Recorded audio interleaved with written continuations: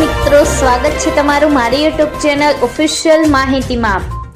તમે ગુજરાતના તમામ માર્કેટયાર્ડના ભાવ, ખેતીને લગતી તમામ માહિતી અને ખેડૂતોને ઉપયોગી એવી તમામ માહિતી સૌથી પહેલા જાણવા માંગતા હો તો મારી ચેનલને સબસ્ક્રાઇબ કરી લેજો, જેથી અમારા દ્વારા આપવામાં આવતી માહિતી તરત જ તમને મળી રહે। તો ચાલો જાણીએ આજની મગફળી વિશે। મિત્રો, આ વર્ષે સરકારી મગફળી ટેકાની ખરીદીને લીધે ખુલ્લી બજારને સારો એવો ટેકો મળ્યો છે। જો સરકારની મગફળીમાં ટેકણ લાગેલી ન હોત તો ખેડૂતોના બુરા હાલ થયા હોત, એ કોઈ શંકા વગરની વાત છે। સરકાર મગફળીની ખરીદી પૂરી કરે ત્યાં સુધીમાં કદાચ 17 લાખથી 18 લાખ ટન આસપાસ પહોંચી શકે એવી ધારણા બજારમાં ફરે છે। છેલ્લી માહિતી મુજબ સરકારે ટેકાના ₹1452 ના ભાવથી 15.50 લાખ ટન મગફળી ખરીદી છે। છેલ્લા સપ્તાહથી ખુલ્લી બજારમાં મગફળીની આવક ઘટવાની સામે બજાર ₹25 થી ₹50 ની ચડ ઉતરમાં ટકેલ છે। મિત્રો, સૌરાષ્ટ્રમાં જરા હટકે વાવેતર થઈને કપાસના વિસ્તારની હફાવી મગફળી આગળ નીકળી ગઈ હતી।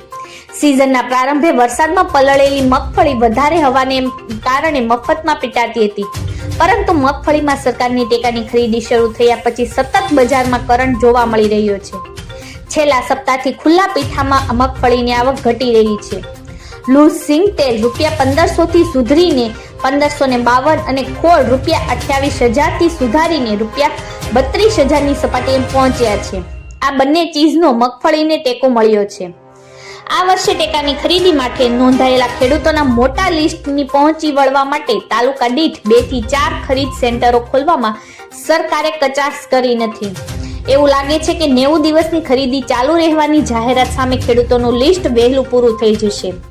ખેડૂતો અમુક સેન્ટરમાં વખાણ કરતા કહે છે કે રાત દિવસ કામગીરી માટે ધસમસતા છે। મિત્રો, રાજકોટ યાર્ડમાં 10 જાન્યુઆરીના પેન્ડિંગ 40,000 ગુણીમાંથી 13,000 થી 15,000 ગુણીના વેપાર હતા।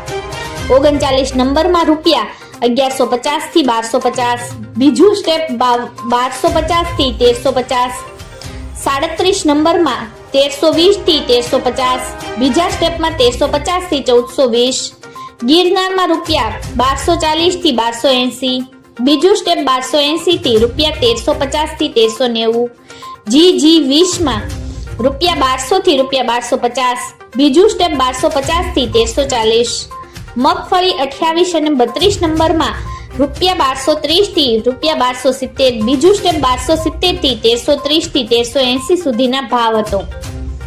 મિત્રો, આવી જ વધુ માહિતી મેળવતી રહેવા માટે મારી ચેનલ સાથે જોડાયેલા રહેજો।